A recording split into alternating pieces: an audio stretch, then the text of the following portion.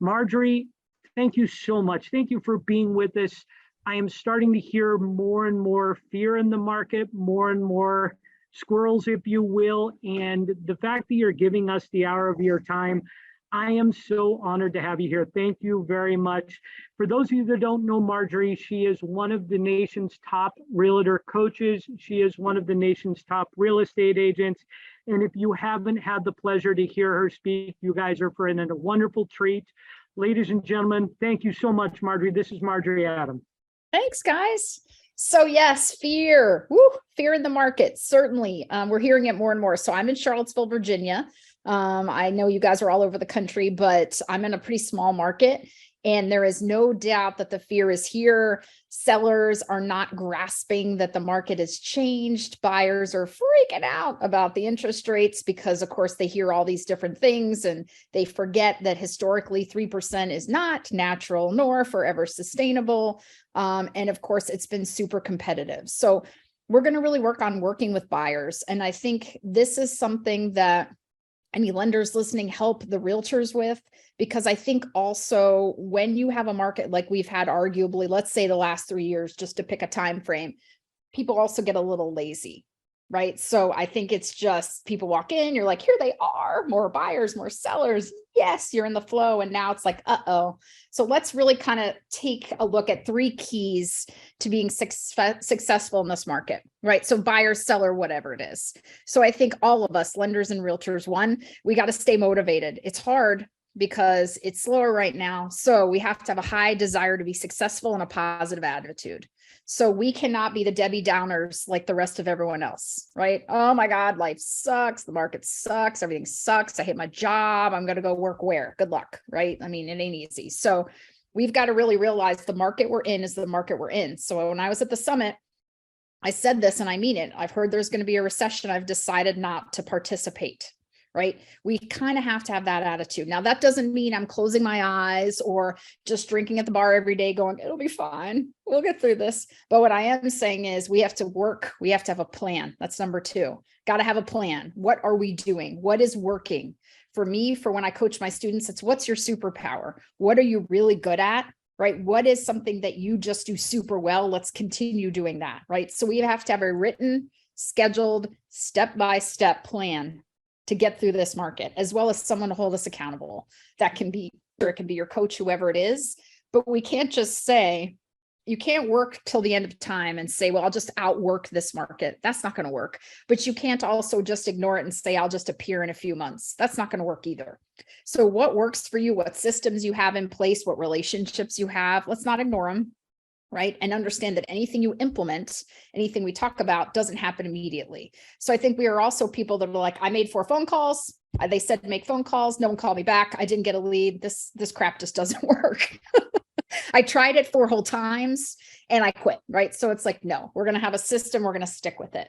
So I think this is the time. Not only do we need to connect and reconnect with VIPs and with relationships, but we also have to think, okay, what systems did I let go by the wayside? What really worked for me, but I got so busy as a lender or realtor that I really stopped doing it. I got lazy on what? So I know this is working with buyers, but I think you all need to think about if you wrote down on a piece of paper in the, in the last couple of years, I really ignored or got lazy at blank. And I will tell you, if you're a lender, a lot of you, it was realtor, huh? Right? Like now it's like realtor, hey, we know you're back, lenders, right? But it was sort of like, yeah, busy. So it's reconnect time. If you're slower now, it's system time. It's what, for realtors, my listing process, my buyer process that we're going to talk about today. We got to dust everything off, right? We got to pay attention to things. So right now, you got to be motivated. Read great books, right? Read Who Moved My Cheese. Read the book Nuts. Read Essentialism. Read things that are going to keep you motivated, but also give you some systems and some plans. So this is what you need to do. But as we get into buyers, now we all know this. We always have known, but leads are gold, gold, gold, gold. Every potential buyer is gold. For us, every seller is gold, right? Leads are down, sales are down. So right now, it's not only grasp onto and pay attention to those leads that come in, but make sure that when you get a chance to be in front of them, that your presentation is dialed in and you are engaged and you capture that client, right? I know a lot of people shop, believe me, they're shopping us. They certainly shop you, but we have to really pay attention to our knowledge and our systems right now. So I will tell you, we have to have, when our meetings, when we talk with our buyers and we talk about the market, we have to be super educated, right? And educate our buyers. We have to be that voice of reason. Now, we have to, and I've never done this, and I'm going to assume you haven't either. We are not one size fits all people. Not everyone should be buying a house right now. Not everyone should be selling a house right now. Not everyone should get a loan ever. So the everybody rides kind of mentality is not something that is what we should have as the client's advocate, right? However, we should also not sit with them and go, yeah, man, it does. Yeah, the rates really suck. Wow, they're bad. That's 8%. Holy crap. Are you thinking of buying a house? Or, we cannot scare them or make it worse. And I think, unfortunately, we all are like, oh, about that, but I guarantee you it's happening. I assure you, if I could sit in some realtor meetings to be like, I know, I mean, I just almost just barf when I hear the rates today and I got to write your contract, right? Like, come on. So here's some talking points to me that, now these are national points, but you can also use them locally. But if we're really going to talk about it for buyers right now, so should I buy a house right now, right? Should I buy a house? Should I even buy a house next year? Rates are so bad. Well, let's really look at it. So we got to look at forecasts, economists and forecasts, right? And so the forecasts for 2023 MBA forecasts are that in 2023 nationally, there'll be a 2.8% gain in home prices, okay? And then Zillow says they'll go up 2.4. Goldman Sachs says they'll rise 1.8, right? And then Freddie Mac says up to 4%. So in the next year, or in 2023, the projection is from all the economists that the national market will rise in value between 1.8 and 4%. Okay, so that's not a decline. So when someone says, what should the market do? Now, obviously, this is barring full recession, inflation getting worse, all of the other things we have no control of. But to summarize, if I'm sitting with a home buyer right now and they're saying, should I wait? Should I wait a year? Well, what are rates going to do? We don't know. But really, appreciation is not going to be the 12, 15, whatever it was for the beginning of this year or more, but it's going to slow down. So that's one thing. Then people also get very confused. Historically, a higher mortgage rate does not lead to a price drop. People assume higher mortgage rates mean that the prices have to drop, right? In absence of a recession or an other market influence like we had in 2008, it is likely that prices clearly will decelerate. They've already done that, but not fall, right? So again, if you guys are meeting with clients, realtors and lenders, historical data, and what are we projecting? And then when people say, well, the market will certainly crash, right? The market's definitely going to crash. Well, there are 5 reasons that we probably will not see that happen. Now, again, I say probably not because I can't control the market. But if you think about it, home buyers, lack of inventory, lack of new construction starts, right? A whole bunch of pent-up buyers that got beat out of how many houses because they couldn't pay $150,000 over asking price. Strict lending standards, not like 2008, right? There wasn't the pay option, hope you can breathe mortgage that you can no longer get. And then we don't see a lot of foreclosures. So if you look at the economy as a whole, yes. Are we arguably in a recession? Yes, we are. Are rates really high and freaking people out? Yes. But we have to be able to explain to people, to my sellers and my buyers, factors like this. So we have to be the educated ones sitting with our clients, not feeding them a load of crap about why they should or shouldn't buy. But here's what we're seeing in terms of expected, prices going up. What do rates going to do? I don't know. I've heard anything from in the next 12 to 18 months, we could be back towards 5%. Somebody said 10%. I don't see that happening. You guys probably know that more than me. But we've really got to pay attention to these things. You've got to sit with your clients and counsel them properly and abate fear, but not just in an everybody should mentality. So I just wanted to share some of that with you because we're sitting with clients. We have to be able to tell them, this is what is happening. This is what we're seeing, right? So I think that's a basic. Then right now, if we're talking about buyers, we have to talk about first, where are we finding them? Right? Where can we find these buyers? So to me, the question back to you, considering we're across the nation. So I'm in Virginia, some of you in California, some of you all over the place. So to me, it's like, who needs to move right now? So right now in our market, I'm getting a lot of people with job transfers, right? So I can't make the move, but they're calling because their employer has transferred them. So we're seeing a lot of job transfers, and I'm seeing a lot of grandparents wanting to come closer to their kids, right? So familial moves. And how do I find out about these? Well, I'm in touch with my database and my VIPs, right? So, hey, we stay in touch with them. Our job has transferred us, right? So our database, of course, is the source of who needs to move. But then let's really think about this. So HR directors clearly would be a source, some hiring or someone's transferring. So an HR director is a clear source of someone who would know who needs to move, right? Downsizers, change of life, right? So parents moving, or kids have gone off to college. So I'm in that boat. I don't really want to move at all, but my kids are going off to college and we're like, whoo, don't need this much space or upkeep, right? So changes of life, think about phases of life. Someone having more kids need more space. So if you're really in tune with your database, things like that. Then your referral partners, right? My referral partners know who needs to move. An accountant, right? An attorney, a financial planner, they know their client situations. They have books of business like we do, right? They have these relationships. They know which of their clients needs to move. And I would say homeowners insurance agents, certainly, hello, if they have rental policies and those people aren't renewing them because they need to buy, there's a purchaser. And then of course a homeowner, well, we're not renewing because we're going to buy something else, or we need a quote for something else. Those people need to move. So we need to have relationships with them, right? Boards, groups. So I'm on several boards. That keeps me in front of all kinds of people that know lots of people, right? So they are also in tune and great connectors for me. And then what you all need to be doing as well is, hey, how about those people in the last 2 to 3 years that are on your lead trackers? Hopefully, if you keep track, which I'm hoping you do, right? You have a system for keeping track of leads, all old leads. I can't buy right now because the market's too competitive. Now, we're all going to agree that the market too competitive was at 3% and now we're at 7%. So that's a difference. However, the competition isn't as strong.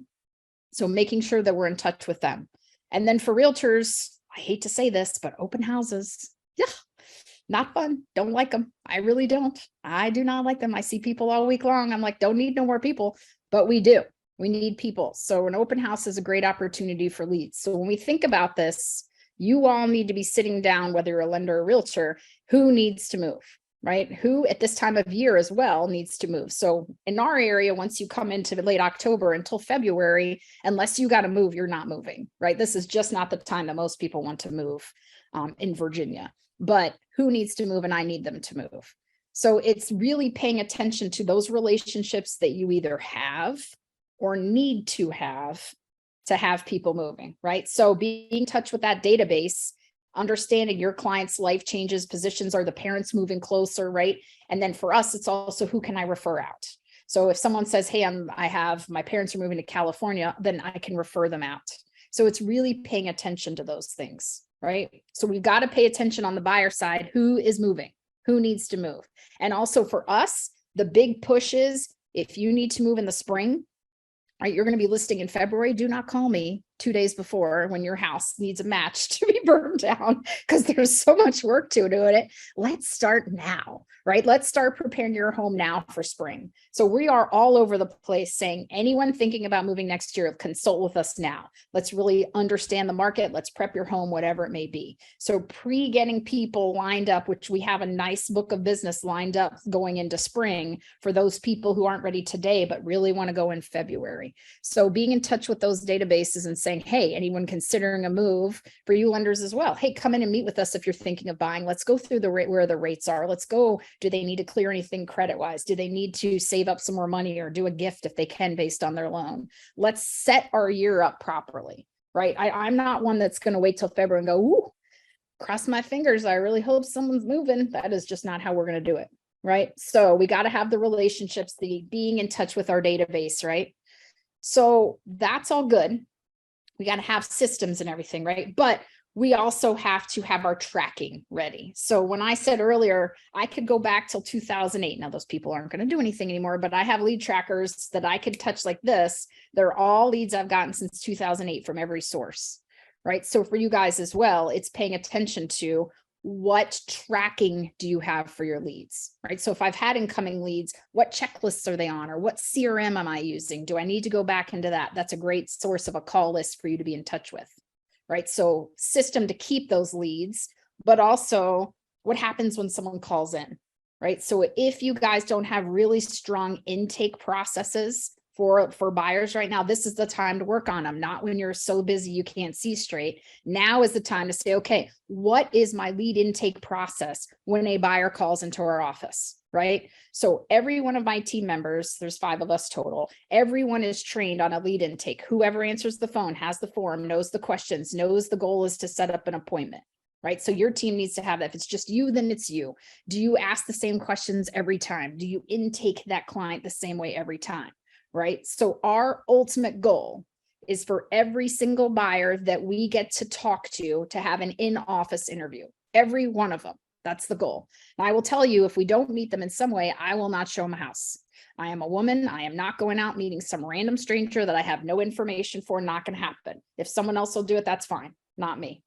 So we want an in-the-office consultation in the very least, right, before we take them out. And that's just smart to me business. I'm also not going to waste my time or gas if they aren't willing to have a meeting with us. If they won't at least meet with us, they're not going to commit to working with us. I'm not interested, right? So we need to think about what that goal is. How do we get them there, right? So let's talk about some processes. So for us, I'll give you a buyer intake process that lenders, I would say you should use as well, but I think all realtors should use. So if you want to teach your realtors how to, I think in a professional way that keeps you and stands out from any other realtors, we set up a purchaser. Very simple. By the way, I have all these notes. So if you guys are furious writers, I tend to write everything down. I'm more than happy to just send to Jimmy and Jonas and everyone my notes, and you guys can just have them, because that way you're not like, what'd she say? Because I do talk a little fast. I'm a high D. So setting up the process. So of course they call in or they email in, however that is. Yes, I will get you the notes. They call in, the appointment is set. So the questionnaire happens. So the appointment is set. I'll share the questionnaire too. I'll just share it all. I'll give it all to you. You just send me all your clients. I'm in Charlottesville, Virginia. You're welcome. Okay. So we are going to talk to them. We are going to confirm a meeting. We are going to hang up the phone or the email, right? We're going to send the email. Yes, we'll see you Monday at 2:00. Okay. Immediately a confirmation email is sent, right? Including a copy of a buyer's agency agreement. We have a copy of a guide to buying your home and definite directions to our office, right? I am one of those, my weird thing is parking. I want to know where I'm going to park. I don't know what it is. I can't tell you. It's not like I've ever had a parking problem, but I'm very visual. So I like to know, okay, here's where I park. Okay. So they get this email. 48 hours before the buyer consultation, they get a video of me and my videos. Karen, can't wait to meet you. Here's what you should expect at our meeting, right? That they need to have their pre-approval letter set. We will not have a meeting without a pre-approval. That first email would have also included our favorite lenders info for them to connect with if they don't have a lender. But they get the video of here's what our office looks like. Expect to meet for about an hour and a half is fine. I'll take all the time they need. Bring your pre-approval letter, any questions you have for me. Someone just ask what happens if you're virtual, same thing. So basically I'm a Zoom meeting with you. Of course, I don't have to send you directions unless here's the Zoom link, right? If I have to send you directions for Zoom, this might be a tough meeting, but if it's a virtual meeting, then still I need your pre-approval letter. Here is the Zoom link. Here's what to expect from our meeting, right? So I still want copies of that scanned to me if it's not in person. 24 hours before the meeting, they get a call. That phone call is just wanted to confirm that this meeting at Monday at 2:00 still works with Marjorie, that you'll both be there. And by the way, have you spoken to the lender and set up your pre-approval? If they say no, we will often push the meeting. Right? Here's why.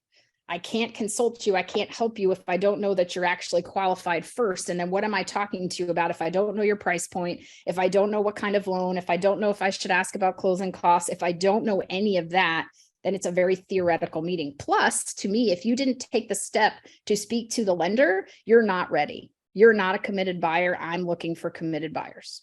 So just so we know, and this sounds kind of mean, but I am a high D. I have some I too, so I'm not just a D, but my way. We're going to do this my way. So we're going to meet and we're going to consult and you're going to be ready. right? So if they're not ready, then I'm having kind of an unprepared meeting. So we'll tell them, I'm really sorry, either I need you to do that or we can reschedule for Tuesday, right? We need to have that information, have a consultation with you. So I think that's key. I think that having a meeting and not knowing, look, they need to do FHA 3%. No, they can't buy a $700,000 house. They always assume all of these things that aren't correct. I need to be able to guide them, right? So there's a process. We've had a great conversation, asked a lot of questions, given them information, sent them a video, had a confirmation call. So I can't see all you guys because there's a lot of you and all I see is a bunch of screens, but how do you think every realtor does that, right? Is that the process every realtor gets before they meet with the realtor team? So probably not, right? Usually it's see you at 2, bye-bye, right? So let's be professional up front and stand out. And you guys too. Now, again, as lenders, you have virtual meetings, you have in-person meetings, whatever it is. How can you stand out? Here's questions. Here's documents we want you to bring. Here's this, 10 steps of things that we want you to have prepared. I think the more prepared they are, here's questions commonly asked, or, false facts about getting a loan. Like, give me information that proves that you are my person and you're helping me before I even get there. Right. I think that's really valuable and sets you apart from the rate jockeys. How much your rate? What's your rate? What's your rate? Right. So let's make you not a commodity as much as we can, just like us. So, okay. Now see what happens when you're virtual. I answered. Met leads, we give them one tour. Yep. And again, for buyers. So I will say, if you can't get them in the office, so one person was saying, they get one tour or one house visit, and then they have to see a lender. Look, you have to do what you're able to do. I would say 98% of the time we get them in the office. There's always that one-off, right? That says, hey, can we meet with you first and then consults? I will take someone with me if I don't know them. I will take my brother or another team member, just because if I don't know someone, I'm not super comfortable. But then we are right there saying, here's the next step. This is how we work. We are buyer's agents. We work exclusively with you. If you're not ready to be exclusive, then we may not be a good match. So we're really not going to waste any time. But if you have to do it, then you've got to make that decision, but then they have to commit quickly. So then I want you to think about, we've set them up. They come into the office. Now, as I say, come into the office, just let's also just say virtually, whether they're sitting in front of you or on Zoom with you. I think these are the same rules now, except for if you come into our office, we want to give you a tour. I want to introduce you to the team. I want to give you a drink menu of what drinks or snacks you might want. I also want you to know where the bathroom is. Because quite frankly, have you ever sat through a meeting and the whole time you're like, I really have to pee? I do not want them thinking that the whole time while I'm trying to have a conversation with them. If you're on Zoom, they can pee at home. So that you don't need to worry about all those things, right? But we want them to be situated and settled, okay? But let's think about how this meeting should go. So some hints. If they were a referred client, so anyone that came from a referral source, database, VIP, or anything, right away, the first thing is we want to honor that referral source. And we want to triangle trust the referral source, meaning how do they know them? So we're so excited that Stacy referred you to us. She's one of our favorite clients. How do you guys know each other? Right? What did Stacy say about us? Like already, if we can already know that they're comfortable, especially if they're interviewing, then we're going to triangle in that referral source and say how much we loved working with her. And we're so excited to work with them because we know that if they're friends and we got along that well, that this is going to be a great experience, right? So we want to make sure we honor that referral source. And then I always start with, what questions do you have for me? I know you have questions, especially if you're interviewing agents. What questions do you have for me? So think about things during this meeting, like the whole point is building rapport, the whole point. So quite honestly, to me, if they get on there on Zoom or in front of me and say, I just want to know your rate, the rate's really irrelevant if I don't know what you're looking for. Build rapport, ask questions, right? People buy from people they like and trust. So less about you, right? And your FHA and VA and blah, blah, blah. And realtors, you're fantastic and you're great. And you sell a lot of houses and you're top 1%. Who cares? They don't know you yet, right? So questions about them, right? So questions on things like their time frame. When do they have to buy or move? Do they have to buy or move? What is a full needs analysis, right? Needs analysis. When do you need to be there? Why is this important to you? So we talk about the 3 whys. Why? Because quite frankly, I don't even want to get into the specifics. I want to know, do they need to be in a certain school district for a child? Is this child dependent? Is it space dependent? Do they have pets we need to think about? I want to know all about those things first, right? I also want to be clear, do they want to buy now?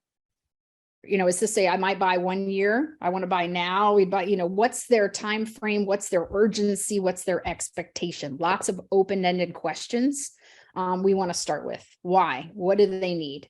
Then I also want to ask them, what's your biggest fear about buying a house right now? Right? What's your biggest fear about buying a house right now? Because they have fears, they've heard something, they've had a bad experience. So I want to know that. I want to manage fears. I want them to be clear on what to expect, but I want to manage their fears. So that's a question we should always ask. Biggest fear, buying a home in general, but especially right now with the news, with the rates, what's your biggest fear? Because I want to be clear on what they're concerned about. Now I will tell you as a realtor, this is less for you lenders, but help your realtors, because holy crap, I will tell you time management of realtors is awful. So I'm going to start taking control of showings now. Right? I don't want to show houses at 9 p.m. all weekend long, all of that. So I really we are not Pop-Tart realtors. You guys know what that is? You want to see a house? Got to go, right? Oh, they called. I got to go now. Do you? So really it's not, the question is not, when do you want to see houses? Ever. What is your schedule? So do you work 9 to 5 or what's your schedule? Tell me about your flexibility. Because I will tell you, you assume it has to be weekends and evenings. I show houses in the mornings and at lunchtime, or they get off at 2 o'clock, or they can be really flexible just with notice. So especially on the realtor end, we got to go at 6 o'clock every day. Awesome. 6 o'clock every day. That sounds freaking fantastic. 7 days a week, 6 o'clock. I cannot wait to show you a house. That's awesome. Does that sound good to you guys? No. So we can go at lunch. We can go at 8:30. Sometimes, yes, we have to go at 6, but we want to be really clear on schedule. Right? Flexibility. And by the way, do they both have to be there? Because am I going to show one of you at 6 p.m., but then I have to go the next day for the other one, or only one can go here? Who's the decision maker? So we have to be really clear on that with our clients, especially on the realtor end. Then we spend a lot of time on needs versus wants. And I think the lenders can do this as well. Needs versus wants. I need hardwood floors. Do you? Do you need hardwood floors? I want hardwood floors, right? So needs versus wants, and then make them stick to their needs. Meaning I need a 4-bedroom home. You need it to be 4 bedrooms? Yes. They all have to be bedrooms? Yes. One of them can't be a flex room? No. It has to be 4 bedrooms? Yes. You won't buy a house without 4 bedrooms? Yes. Awesome. We're setting you up on a search with 4 bedrooms. Then when they call you with a 3-bedroom house, I say no. No. It needs to have a garage. You want a garage or it needs a garage? It needs a garage. You won't see a house without a garage? No. Cool. That house doesn't have a garage. No. Right? Because this is how we also waste, unless we're going to adjust. Now, are we okay with no garage? I'll adjust your search parameters. No. So I think it's being super clear on needs versus wants, asking a lot of questions. You need a garage. Why? Well, we need storage. Well, that could be a basement. Okay, well, basement would work. We need a garage. Why? We have 2 cars. They can't be in the elements. So it's a need. We're not changing that. So I think we can stop wasting a lot of our time by not asking a lot of those questions and not being afraid to push back nicely. Like I don't scream at them. Like, hell no, I will not show you that house. That is not what I do, but I'm very clear on the no's, right? I think this is a time to go over team structure, how our team works, who does what, the benefits of our team. That's the same for you guys. So I am the listing agent, right? So I'm Marjorie, I'm the listing agent. I do anything communication with the other agent. I'm the one that negotiates and prices. Those are my jobs, right? Jacques, Bethany, Taylor can show homes. Jacques attends inspections. He's a licensed home inspector, not for our clients, right? Who does what, how, when? What's the expectation of who they're going to be working with and the benefit to them? Not the benefit to me, the benefit to them. So same with you guys. Are they going to be talking to your loan partner? Are they going to be who are they going to be talking to and why in the process? Doesn't matter if you're a realtor or a lender. I think another thing is current market. We talked about it earlier. Here's what the current market is. And this is really key for realtors, especially earlier this year, but now too. So a buyer would come in and sit down and say, well, I'm not paying full price. Well, that's funny. That's okay. You're right. You aren't paying full price. You are going to pay $100,000 over asking. How's that sound? So it's all, no, we'll never pay full price. This is not the market for you. We will never waive an inspection. Okay. We got 2 problems now. So it's, look, every offer we are getting is X% over asking. We've only gotten 1 contract in a year and a half with a home inspection. We won't buy a house without a home inspection. Well, This might not be the market for you. So I think you guys have to be super clear on what's the market bringing, what's the expectation, are they willing to work in those parameters, can they make a quick decision, right? So if we've got 15 offers by Monday, is this a market you can operate in? Because if it's not, I can't change the market. So I need to be super clear on here's what it's going to take for you to buy right now. And it's okay to say to someone, it's not going to work for you now. I have someone for 2 years. They finally just bought, they're closing next week. It took 2 years until the market cooperated that they could make the purchase work based on their means, right? So that wasn't anything any of us can do, right? So is it the market for them? Are they clear on what it takes, right? That is super important. And then you need to commit them to working with you, because it's great to do all of this and have your presentation and really connect with them. And then you don't close them. You're like, gosh, I hope you pick me. Bye. Maybe call me back. Toodaloo. Like, no. So I think we have to really figure out, how are we closing? So for me, I will tell you, I'm a very assumptive style closer if I'm interviewing. When we start working together, when you sign the buyer agency agreement, when we do the home inspection. So I assumptive close. If they say, well, we're not ready to commit, I go to, why would you not work with us? What have we not said that would, something that we need to discuss, right? Working with them. And then there's a benefits close. So benefits close is all the benefits. So when working with us, you have me as someone who's been a realtor for 27 years. You have Brittany, who is a full-time concierge for contract to close. You have my brother, who is a licensed home inspector, who will not be acting that way, but knows homes better than any other realtor. You have Brittany as well. We have ultimate schedule flexibility. There's always going to be someone available for you, a benefits close, right? And then if you're not interviewing, if it's just obviously with the client, then you're going to follow up once they've picked you. You're of course going to follow up with a thank you note, little gift, and a video, right? So all of this process for the appointment is scripted.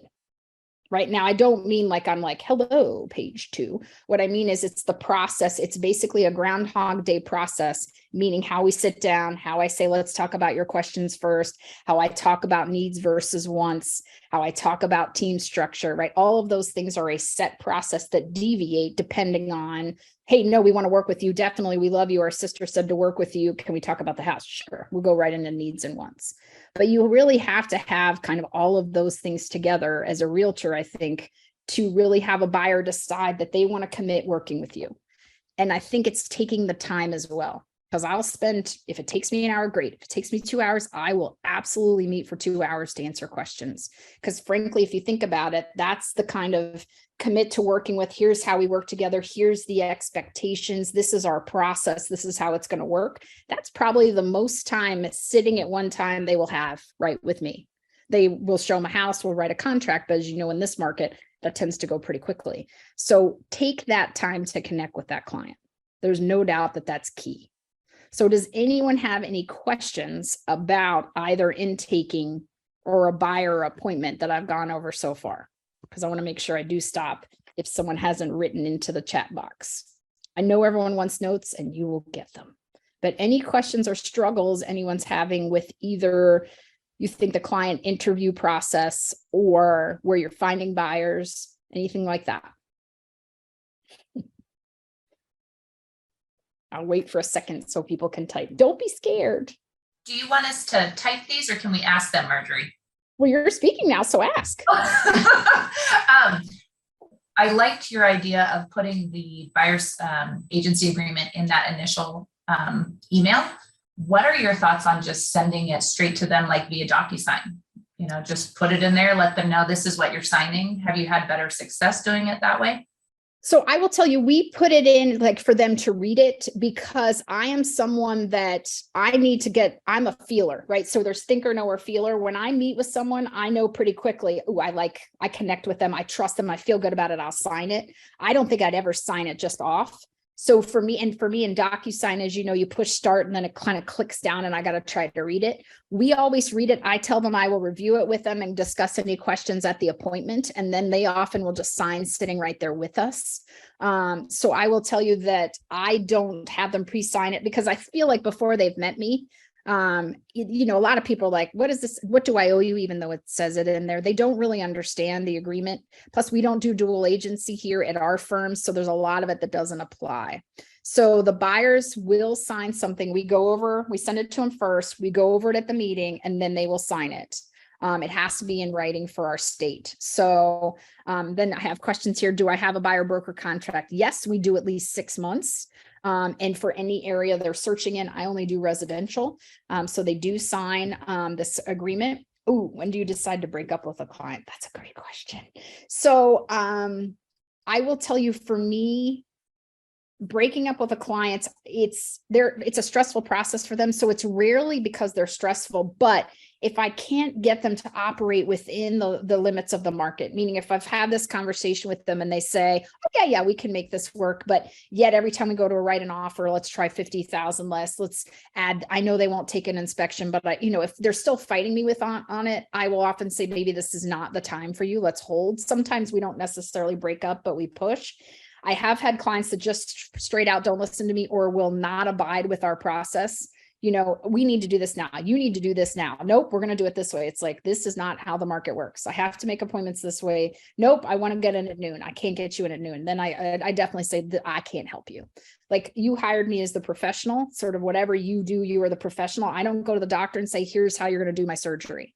Right. So if I cannot have them work within our parameters, or we did have one person that was super rude to Bethany and I fired him like on the spot. They were rude again. And I said, this is not how we work. See ya. So I will not tolerate anyone being rude to my team members. You can be mean to me because I'll be mean back, but you will not be mean to one of my team members more than once, I assure you. Contract to close concierge. Yes, it's a transaction coordinator, but I think we have to think about how we talk to the public. Like, if I'm like, my transaction coordinator, right? That sounds just sort of like, oh, but my contract to close concierge is sort of like your guide to closing, which is what they are. So I always call them, and I never call anyone my assistant. They're my partner. So Bethany is my listing partner or my showing partner. And then I have my client concierge, right? Because I really feel like anytime you say assistant, they feel like you're passing them, but when they're a partner, it's an equal. Now, whether it's truly an equal per your team structure is irrelevant. It's how the client sees it, right? So to me, transaction coordinator sounds like a very paper pushing, stamp something hidden person, like for processors. I think of processors as people you don't feed often that sit in a dark room, right? And they get a desk with a lot of files and their job is to say no to people, right? So the visual of a transaction coordinator is sort of like that, right? So to me, that's how we do that. How do we speak to buyers and convince them it's not 2008? Yeah. And sellers, it's not 2020. Isn't this fun? Yeah, this is the funnest part of the job. So I think with buyers, it's show, don't tell, right? So if you guys remember anything from today as well, is show, don't tell. So I can tell them all day long, like a seller, we're putting a house on the market now. Of course, in August, it was 550. Now it's really 519. And the problem is I can tell him that all day long, but when I can show him that the same floor plan of his house that's literally the same is now 519, has been on the market 133 days and started at 575, I can visually demonstrate. So with buyers, it's the same thing. So when I tell them, look, you have to pay this much over asking, I pull the solds up, right? What is sold in the last 3 to 4 months and say, well, it was listed for 450, it sold for 525. It was listed for 500, it sold for 600. Notice it's cash, right? Notice no inspection concessions. So I think we have to demonstrate to them what is happening right now. So for sellers, it's going to be a while. That's the hard part. My sister sold for 100,000 for over asking and didn't paint. And it's like, yep, that was then, this is now. So I really also think is you've got to be showing them, hey, in March, when the interest rate was 3%, you could buy this $825,000 house for $2,750 a month. And now you can buy a $550,000 house, right? So it's like, purchase power has gone down. We've got to be able to really show. So market stats, sold stats, absorption rates, whatever it is that we need to be showing them, that it's not because Marjorie said so, right? Because now it's your neighbor that got this versus you can't get them what they want, right? So I think that's the clarity, is we have to be in today's market, right? And not, hey, February. So we got to stop using those. We've got to really be more 60 days to now stats and what's still on the market. And some of them just won't believe you. So quite honestly, some sellers right now, it's just a fight that I have. So I said, great, here is my analysis. Here's my price. I put it in an email so they can't conveniently forget. This is what I told you to list for. Here's the market. Here's the dollar per square foot. Here's the absorption rate. We can go with your price. We will go with your price for 3 weeks. We will write in the agreement that this is your price. And that if 3 weeks go by or we don't get any showings, we go to my price. So when they say you said, I say, right? So it's also making sure we're clear on our advice to them, give them permission to screw up, although I don't like that. It's like with a buyer. Sure, you can not go in it. You can ask for an inspection. Oh, you lost because of the inspection. Who'd have guessed, right? Like sometimes they have to learn. With being on boards, how do you get these people to refer to you specifically? Relationship, right? So I'm on several boards. I'm on a children's hospital board. I'm on a Piedmont housing board. And really it is first access to people like the mayor that I got some purple hair hiding here and an armful of tattoos. Me and the mayor aren't usually hanging out. So I have access to people like this that I can get to know and I can get to communicate with and go to lunch with and strategize. And then we can really get to know each other personally, right? And through a personal relationship, then often I don't go, oh, I hope you refer me, ever. I have never, ever, ever to any of my board members, but tell me about the market. Well, this is what the rates are doing right now. And then they'll consult with you. Should I refi right now? Or should my kid buy a house? So we become kind of their consultant. And then I sold the guy's dad a house, right? I mean, it becomes more, she knows what she's doing. I feel comfortable with her, right? And then I can demonstrate that I have that expertise. On the boards, a lot of time they do, any real estate questions come to me. So it's a way to really showcase what I do, but also who I am, which I think is really why people work with us, frankly. We're good at what we do, but they connect with you personally. So I think it's really not just going to the meeting, but saying, I'd love to catch up with you. I'd love to learn more about you. I'd love to strategize on this committee, how we can do more to get more work done for the board. Because a lot of board meetings are just blah, blah, blah, blah. Nothing gets done. So let's get something done. But that works well for me. Ooh, how do you manage buyers wanting to use lenders you don't love? Oof. That's a lender question, isn't it? Thanks, guys. Okay. I will be very frank. I'm very directive in my process. I like people to use who I like. If it's a lender I don't love, I might not like them personally. I might not have a connection with them, but they get the job done and they're connected to them. I often won't sway, meaning I won't try to push them.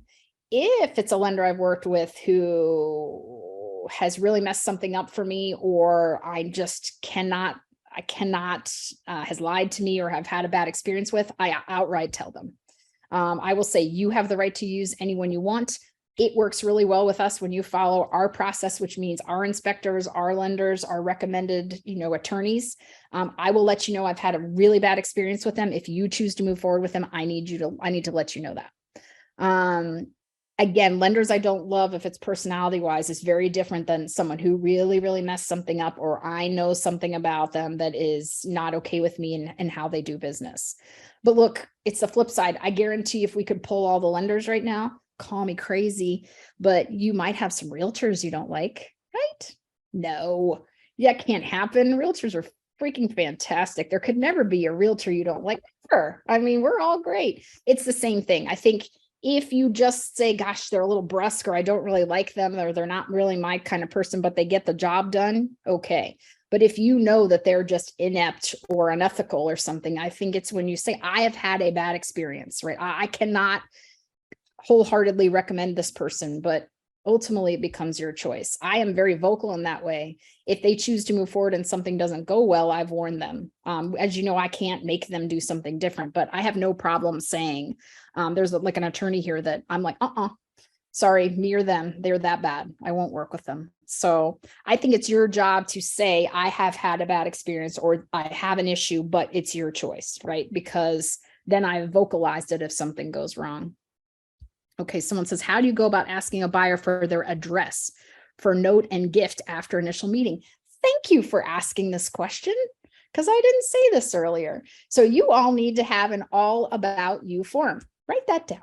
All about you form. Yes, I'll share mine. Jimmy has one. I'm sure Jonas has one. I know Robin has one. We can get them if you're not using them. But when they come in and I'm doing the wants and needs consultation, that's part of that wants and needs form. First, I need their address now, because I'm going to be communicating with them.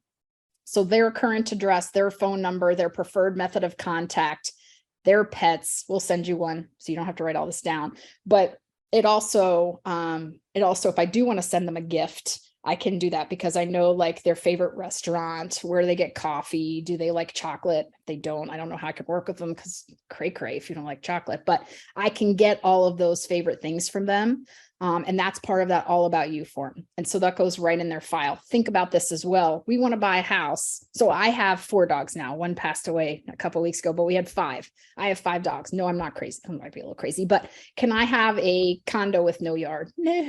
No, I can't. Right. So my pets are very important to me. I need space. I need land. So that would start, do you need a fenced in yard? Hey, I have great dog walkers. Do you need help with that? Like I can start connecting with them. If they have 2 kids, and one plays soccer, well, then we need to see where the soccer fields, do we have to be a certain distance from there? That all about you form really helps you with connecting with them. And then I have address, phone number, email address, right? All of those things, birth dates, all of that information. Gifts after initial meeting. I don't do a lot of gifting after initial meeting. I do a thank you note after initial meeting. We tend to gift more at when they find a house. After the home inspection, we do a pre-walkthrough gift bag and then a closing gift. So I'm not a big just met you gift person because sometimes I feel like people are like, well, that's kind of weird. Versus when a big rock things happens in their transaction, find a house, home inspection, right? All of those times where I think that we tend to celebrate with them more. I think if you did a gift to me from that list, I would do maybe coffee to their favorite place or something like that. I don't think I'd go too big gift at first.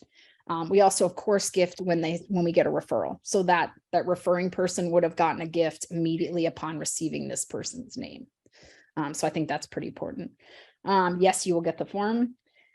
Do I have any more guerrilla tactics? Ooh, guerrilla tactics, like using HR. You mean for finding buyers? Let's see. I will tell you, for me, big sources of business. One that I didn't talk about is my property manager. Love her, love her, love her as a realtor. Continued source of cross referring back and forth.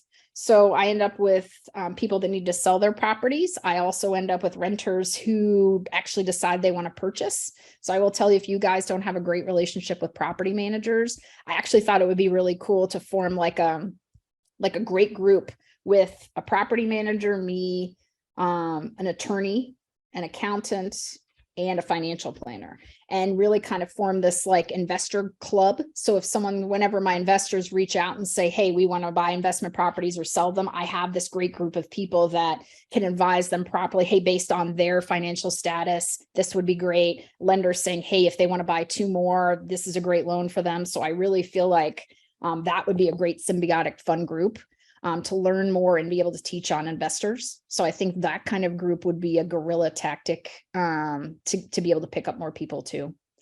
At what point in the process do you start asking for referrals? You guys are fantastic. So that is also part of the initial meeting. So here's what I will tell you.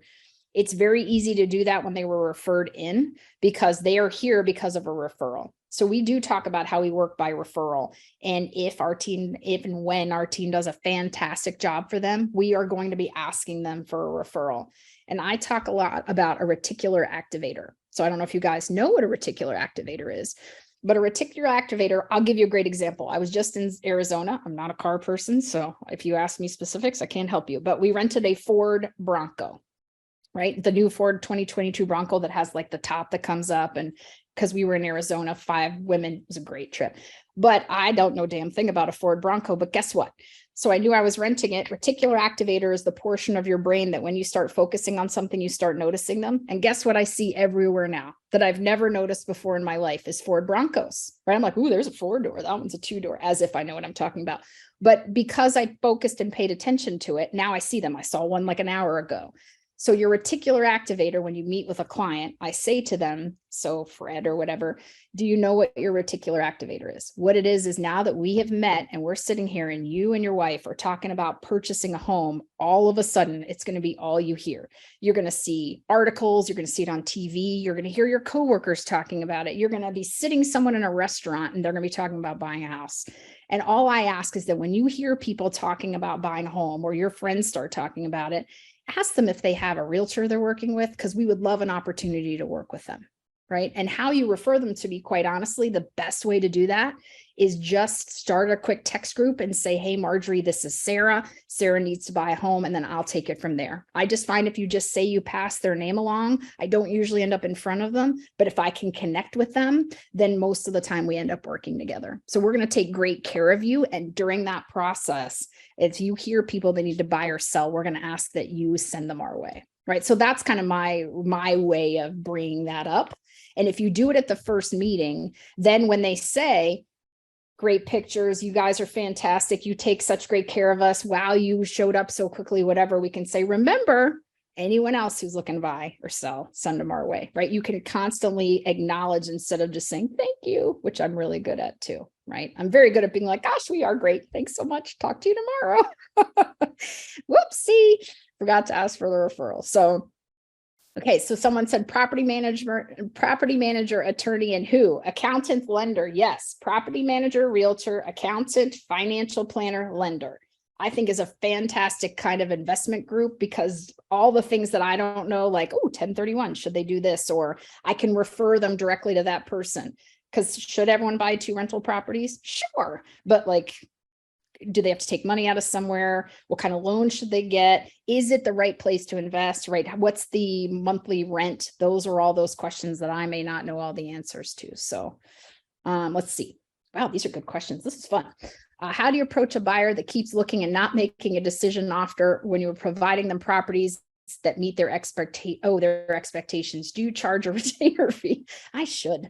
Let's all start that. Please don't leave this call saying now we all charge retainer fees. But yeah, keeps looking, not making a decision is, I think we got to go back to our wants and needs and urgency, right? The worst, and I say this lovingly, but the worst clients in the world are the sellers you meet with, and they kind of put their arms up and they're like, we don't need to sell their home. Oh, well, I don't need to list it. So we're in the same boat, babe. It's same with buyers. Well, you know what? We don't need to buy a home. Well, then here's the thing. Then I think you also need to qualify them and say, listen, right now in this market, we're really focusing on our A purchasers. Do you know what an A buyer is? An A buyer is someone that really has to move right now, is really motivated and needs to work within the framework of this market. If you don't have to purchase right now, that probably, and not to be rude, makes you more of a B or C buyer, meaning if the sun, moon, and stars align that you need to purchase a home. So you know what? I'm going to keep you on auto email, but we're not just going to jump out and see all these homes that you need, because you've basically already told me you're not ready to commit right now. So what that means is I'm going to feed you the info. You can drive by it. If you guys really decide that, you know what, offers are due by Friday, so that Friday morning, we're going to sit down and write an offer. If it's that kind of house, we're going to go. But otherwise, we're not going to go at this time, because it's frankly a waste of your time. I do not care about their time, not to be mean, but it's a waste of my time. So it's really, I don't want to waste your time if you're not ready in this market, really saying, I don't. If they keep doing it, then you've got to keep having that conversation, or you've got to decide, right? And a retainer might be the idea, or you might just not be the right agent for them. Right. So to me, maybe you refer them to someone who just likes looking at houses, right? Because it's so fun, right? I became a realtor because I love looking at them. Yeah. When should a solo agent use a showing agent or hire a buyer's agent? Thank you for, God, you guys are this is fun. Okay, here's the deal. Here's what happened somehow in the real estate market. At some point, I think someone told realtors that working with buyers was unnecessary. I don't know when this happened, but it was sort of like, I am a listing agent. Okay, but you don't have any listings, right? Like you're and I coach them. Well, I just give my buyers away. Well, what are you doing? Because you have no listings. So until you literally become a listing agent where the listings are pouring out of your mouth and you cannot handle it, you work with both. And when the market changes, you work with both. You can't just give your buyers away. So here's the answer to that question. If you are a solo agent, and I was for years, I do remember. So a solo agent, I think up to 30 transactions, you're going to work a lot. You can be a solo agent. If you have buyers flooding out of your ears and you can't manage them and you can't show them, you have too many leads, that you don't want to just give away for 50%, which is stupid. Don't ever do that. That's the worst model ever. Again, I don't know who came up with that, but that's dumb. Hey, this client I've worked really hard for, I want to give them away to you and just keep 50%. Don't do that.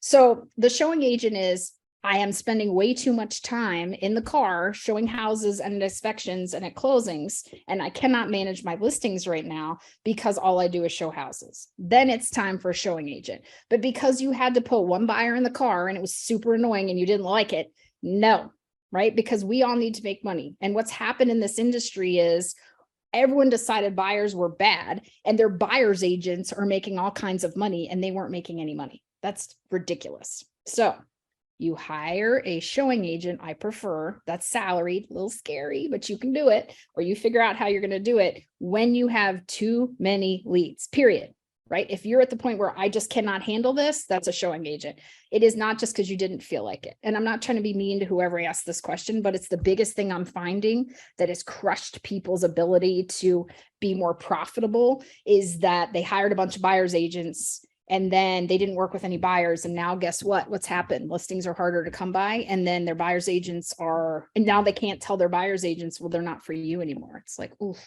So don't give away all the buyers. Showing agent better. And we can talk about that more another time if you need to. Can you go over the CRM you use? I use something called Wise Agent. Now, here's what I will tell you in my team. They don't let me in there. I don't get to touch it because I'm like, ooh, that's fun. And then I squirrel into it. So we use Wise Agent, my Wise Agent. It's like $29 a month. It enables us to create any list we could ever want. We're big on birthday lists and who attended this, what mailing did this people get. It's super easy, but they don't let me do it because I'm sure I would either spend too much time in there or I would mess it up, but it's very easy to maintain. It's very easy to use. So Wise Agent is what we decided to work with. You guys are fantastic. Okay. I'll just go over one more thing and then I think we're done, but I wanted to make sure you knew, being prepared for showings is another one. So when you have to show the houses, so I do laugh as well, like there's not a lot of preparation, I feel like, before a house is shown. It's like I'll get in the car and just GPS will take me there. So to me, it's like being prepared for an appointment is also super important, like stupid things like know where you're going. We always like to have what we call the client MLS sheet for the clients. It has the basics without any seller information, which we're not supposed to share. I appreciate they have a phone, but I don't know about you guys. If you're like, okay, it says here that it has how many bedrooms, that's super annoying. So we print client information sheets, especially if they're from out of town. And then I run comps. If I don't know the neighborhood super well, I do a pre-comp just because when they know more about the neighborhood than you do, you look a little dumb, right? When they're like, oh, the house next door sold. And you're like, that's nice. Yay, that makes you super competent. But things like, if you're back to putting buyers in cars, we're not yet. It's actually like the only good thing to come out of the pandemic was like you can jam down to the 80s and no one's in your car because they have to follow you. But if you're putting someone in your car, make it clean, put gas in it. A good tip is if you're taking clients out, we always ask them drinks. We have little coolers in the car. We ask them their favorite drinks and their favorite snacks. We always have their favorite drinks and snacks in the car, right? Then we find out, like, is there certain music they like? And then if they have kids, I'll have either a little, like a portable iPad that we can play movies for them or games that they can play in the car. So who are you taking? What do they like? How can we make this experience better?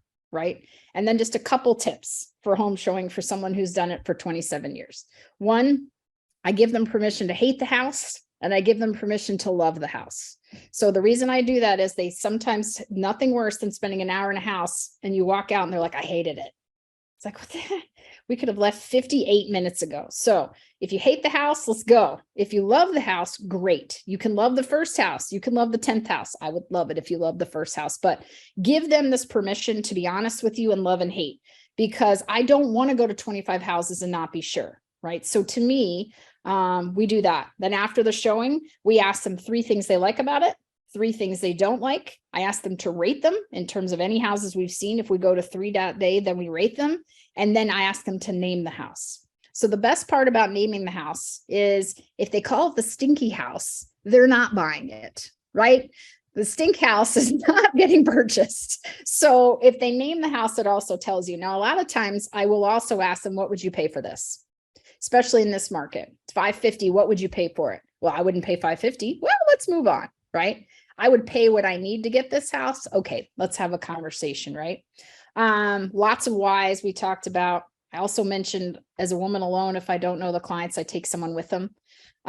If they are from out of town and you know from the All About You form that their kids love soccer or whatever, I drive them past, right? Here's the soccer fields, here's the Whole Foods, right? Here's the city market. I want to make sure I'm acquainting them with town as well as I'm showing them. So more conversation, more deep questions, more permission to be honest really makes the process quicker as well for those people that keep showing 1,000 houses. And then the last thing I definitely wanted to go over with you guys is the key in staying in touch with these buyers as the market has changed. So some simple tips. If you do seller check-ins, if you're doing your seller update calls, you've got to do buyer update calls. So bi-weekly, start with that because not everyone will do it weekly. Every other week, how are you doing? You're still getting the listings. Any questions, right? Make sure they're on auto email. We send them, we add them already to all of our letters from the heart and EOS and videos. We add them to our happy hours. Nothing better than having a happy hour with a past client and a current client. And the past client says how much they love you. The current client stays more engaged with you. And then I'm sure you lenders will appreciate this, although less fun for you. If you have a client you've been working with since March and they haven't gone back to the lender, you better do that because they're in for a not happy awakening. So we have our clients that are buyers in the car checking with our lenders, our preferred lender all the time. And actually we ask, for any tips that the lenders have that we can send them along too. So we want to engage them in the process as well. So think about the communication and the education that has had to happen since February till now.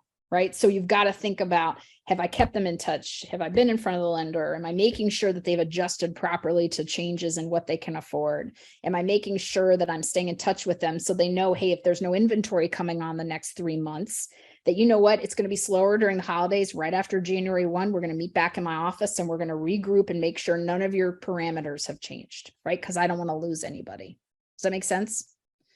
So hopefully for you realtors, this is helpful, right? In terms of really thinking about your process. I want you to really sit back and actually sit in your office and say, okay, this is what a meeting feels like. This is what we need to do. We need to have a drink list. We need to have an All About You form, right? We need to print these when we're showing houses. We need to ask more questions. And then lenders helping your realtors as well as, hey, if I'm a lender, I'm calling my realtor Fridays and saying, you got anyone in the car that I need to pre-approve, right? So that we're not calling you at Saturday at 8 p.m. saying, got a contract right now. So maybe you guys can be proactive as well, because we're not necessarily, and see if we can save you some time. So I hope this was helpful for you guys. Marjorie, thank you so very much. For anybody out there that's listening, I will get with Marjorie and we will get her notes. We will get it out. Marjorie, you are an absolute gem and we are honored to have you. Thank you so much for your time. Thank you guys for your time too. To clarify, the Jonas will get those notes out to your loan officer that invited you, so you can connect with them and they will distribute it to everybody else. Thank you. For anybody that is still on, we will be having our third summit funding National Lunch and Learn. It is always the third Tuesday of the month, but I just need to double check with that with the holidays, but we'll get that out to you soon. And Marjorie, we'll definitely see you soon. Thank you so much. Yeah, thanks guys. Thank you. Thank you.